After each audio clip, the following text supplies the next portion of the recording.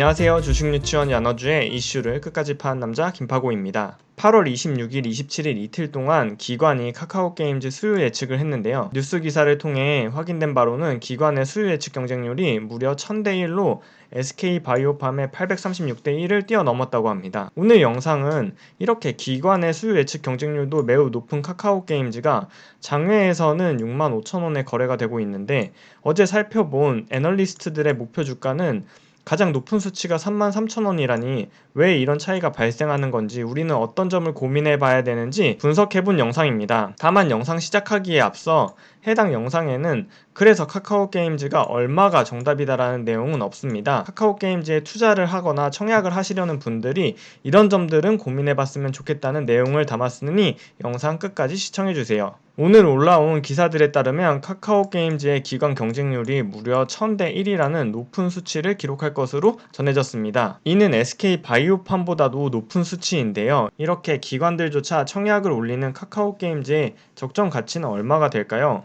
8월 28일 현재 38 커뮤니케이션즈에 올라온 시세에 따르면 카카오게임즈의 장외가는 대략 6만원에서 6만 5천원 사이에 거래되는 것으로 보입니다. 그런데 어제 살펴본 영상에서처럼 대신증권, 메리츠증권, KTB투자증권 등 카카오게임즈의 애널리스트들의 목표 주가는 28,000원에서 최대가 33,000원이었습니다. 도대체 왜 이런 차이가 나는 걸까요? 먼저 카카오게임즈의 주가당 시가총액 현황을 한번 살펴보면 공모가가 24,000원에 정해진다면 시가총액은 1조 8천억 원이 되고 이는 2020년 예상 영업이익의 20배 정도에 해당하는 가치입니다. 반면 장외가 65,000원은 시가총액이 4.9조 원, 대략 5조 원으로 평가받고 있는 것이고요. 애널리스트가 목표한 최고가인 33,000원은 시가총액이 2.5조 원으로 2020년 예상이익의 대략 29배에 해당하는 수치입니다. 여기서 2020년 예상이익은 대신증권, KTB투자증권, 메리츠증권 3개사의 예상 평균치인 850억을 적용했고 시가총액을 계산할 때 사용한 상장 후 주식수는 희석 가능한 주식수를 포함한 주식수로 계산했습니다. 장외에서 주당 65,000원, 시가총액 5조 원에 거래되는 카카오게임즈와 애널리스트들의 목표가인 33,000원, 2.5조 원, 도대체 어떤 게 적정 시총일지 저는 오늘 밸류에이션과 미래이익, 유통물량이라는 이 세 가지 측면에서 살펴보았습니다. 여러분 기업의 주가는 이익의 함수다라는 말 들어보셨듯이 기업의 가치는 결국 기업이 벌어들이는 돈과 이를 얼마만큼 멀티플로 프리미엄을 받는지에 달려 있습니다. 먼저 카카오게임즈는 멀티플을 얼마를 받으면 적당할까요? 전자공시 시스템 카카오게임즈의 투자 설명서에 따르면 카카오게임즈의 공모가를 산정할 때 적용한 PER은 35배였습니다. 비교 기업인 텐센트홀딩스, 네디즈게임즈, 넷마블, NC소프트 이 4개사의 PER을 평균한 수치였는데요.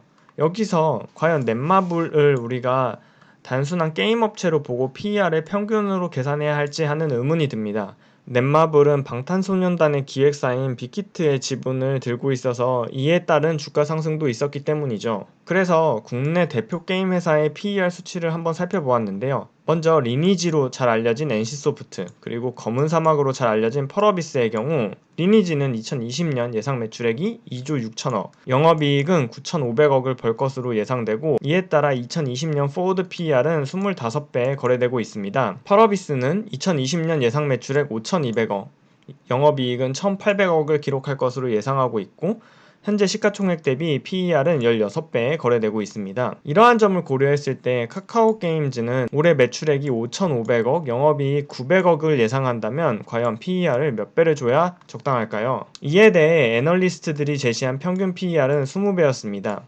대신증권 이민하연구원, KTB투자증권 김진구 연구원, 메리츠증권 김동희 연구원 모두 PER 20배를 적정하다고 제시했었는데요.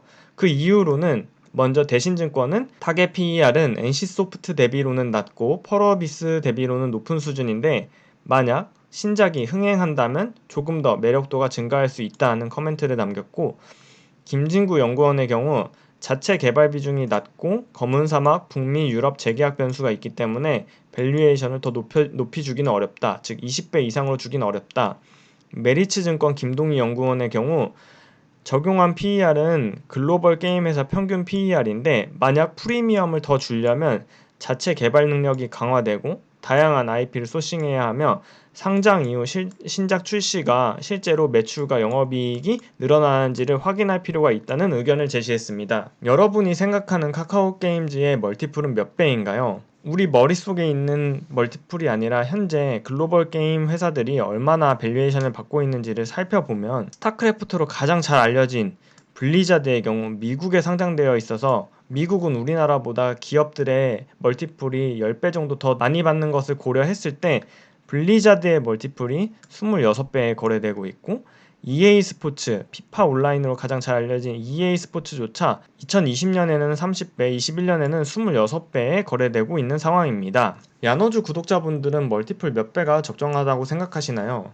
제 개인적인 판단은 애널리스트들이 판단했던 것처럼 PER 20배가 현재로서는 적정하다는 판단입니다. 이유는 여러 가지가 있을 수 있지만 NC소프트, 국내 게임의 가장 대장주고 리니지라는 독보적인 IP를 가지고 있는 NC소프트보다 카카오게임즈가 더 높은 PER을 부여받아야 할 이유를 저는 찾지는 못했습니다. 그렇다면 현재 65,000원에 거래되는 장외가는 어떤 의미로 해석해 볼 수 있을까요? 앞서 말씀드린 것처럼 기업의 주가는 이익의 함수라는 것을 고려했을 때 멀티플이 애널리스트들이 적용한 멀티플 20배가 타당하다면 결국 투자자들은 미래의 영업이익이 엄청나게 커질 것이다에 베팅하고 있는 것으로 보입니다. 카카오게임즈는 2021년까지 10개 이상의 신작을 출시할 예정인데요. 그 중에 가장 기대작으로는 올해 11월에 출시할 엘리온이라는 모바일 MMORPG 게임과 2021년 2분기에 출시할 오딘이라는 게임입니다. KTB투자증권의 보고서에 따르면 결국 2021년부터 24년까지 PC게임의 매출은 짙은 파란색의 기존 게임의 매출이 아니라 옅은 파란색인 엘리온 게임의 매출과 빨간색인 엑셀게임즈가 얼마나 크게 증가할지에 달려있는 것을 볼 수 있습니다.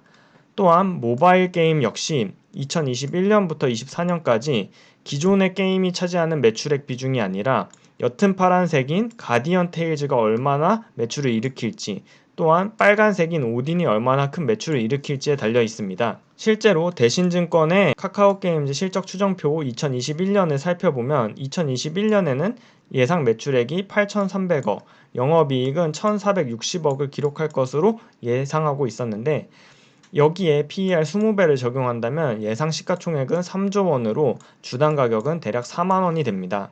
결국 카카오게임즈가 미래에 벌어들일 돈이 얼마일지는 앞으로 나올 신작들이 게임 유저들에게 어떤 반응을 받는지에 따라 달려있는데 PC게임이나 모바일 게임을 하지 않는 저로서는 해당 게임들의 성공 여부를 판단하기가 매우 어렵습니다. 사실 엘리언이란 게임이 어떤 건지 가디언 테일즈가 어떤 게임인지 이번에 카카오게임즈를 조사하면서 처음으로 이미지를 통해 확인할 수 있었습니다. 카카오게임즈의 가치가 얼마나 될지 미래의 영업이익과 멀티플의 개념에서 살펴봤는데 마지막으로 하나 더 살펴봐야 할 이슈가 바로 SK바이오팜 효과입니다. SK바이오팜이 상장하고 나서 3일 동안 연속으로 상한가를 직행하면서 공모주에 대한 일반 투자자의 관심이 급격하게 증가하였는데 과연 카카오게임즈도 SK바이오팜처럼 유통 물량이 낮거나 공모주에 대한 일반 투자자들의 기대 심리가 몰려서 크게 상승할 수 있는지에 대한 여부를 판단해야 합니다. 실제로 카카오게임즈 관련한 기사들을 살펴보면 제2의 SK바이오팜이 될까라는 주제로 카카오게임즈를 SK바이오팜과 비교하는 기사를 쉽게 찾아볼 수 있습니다. 특히나 카카오게임즈가 SK바이오팜이 기록한 기관 경쟁률인 835대 1을 넘어섰기에 더욱더 이런 비교는 심해질 것입니다. 하지만 유통 물량 측면에서 봤을 때 SK바이오팜이 유통 물량이 상장일 당일 13%로 매우 적었던 반면 카카오게임즈는 상장일 날 유통 가능한 물량이 31.7%로 예상됩니다. 이는 기관이 수요 예측 시 얼마나 많은 물량을 의무 보유 확약을 했는지에 따라서 조금 달라질 수 있습니다. 8월 27일 머니투데이에 나온 따상은 따놓은 당상 카카오게임즈 변수도 있다라는 기사에 따르면 카카오게임즈는 SK바이오팜과 다르게 코스닥에 상장되는데 코스닥 IPO 기업은 전체 물량의 30%를 코스닥 벤처펀드에 배정해야 하는데 이 코스닥 벤처펀드는 의무 보유 확약을 걸지 않는 게 일반적이라고 합니다. 즉 카카오게임즈가 상장하면 기관의 배정 물량 중 30%인 330만 주가 코스닥 벤처펀드에 들어가는데, 이 코스닥 벤처펀드는 의무 보유 확약을 걸지 않아 상장 첫날 매도에 나설 수 있고, 이에 따라 코스닥 벤처펀드의 보유 물량이 상장 초기에 차익 실현 매물로 쏟아지면 주가에 부정적인 영향을 끼칠 수 있다는 기사였습니다. 야너주 구독자분들은 이 유통 물량 및 코스닥 벤처펀드 의무 보유 배정에 대해서는 어떻게 생각하시나요? 제 개인적인 판단으로는 카카오게임즈의 경우에는 유통 물량이 SK바이오팜보다 훨씬 높기 때문에 실제로 기관의 수요 예측할 때 의무 보유 확약을 얼마나 했는지, 그리고 의무 보유 확약에 따른 배정이 실제로 얼마나 됐는지를 차후에 꼭 살펴보는 게 중요하다는 판단입니다. 이와 관련해서는 기관의 수요 예측 결과가 공시되는 대로 야너주에서 분석해서 차후에 영상 올리도록 하겠습니다. 결국 현재를 기준으로 분석할 때는 유통 물량 비율이 꽤 높은 편이라 장 초반에 주가 변동성이 높을 것으로 판단합니다. 오늘은 카카오게임즈가 장외에서는 65,000원에 거래되는데 증권가 애널리스트들은 왜 33,000원이라는 목표 주가를 제시했는지, 어떠한 이유에서 그런 차이가 발생했는지 카카오게임즈의 밸류에이션, 미래의 이익, 그리고 유통 물량이라는 측면에서 살펴보았습니다. 오늘 영상이 도움이 되셨다면 구독, 좋아요, 알림 설정 부탁드려요. 그럼 다음 영상에서 만나요. 안녕!